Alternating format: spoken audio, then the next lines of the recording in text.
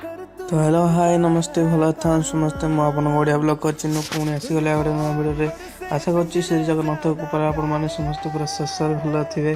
तो गाइस पूरा देखिए पूरा सकाल उठी पूरा किचमिचिया शीतर पूरा आज हम पूरा धान मला प्रोग्राम पूरा शस्य आरंभ करीस पूरा मुझे शस्य बाहरी जाइस तो बाटर पूरा शस्य होइस पूरा शस्य जाई खला गाइस मासी खला भर पहुँच जाइस।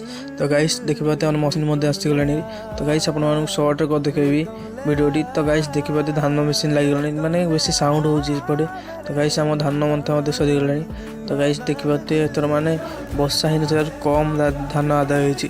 तो गाइस ये शेष करा भिडियोटी। तो रुहतु रुहतु रुहतु आप हल्के गोटे लाइकटे कमेंटे सब्सक्राइबटे कर जातु।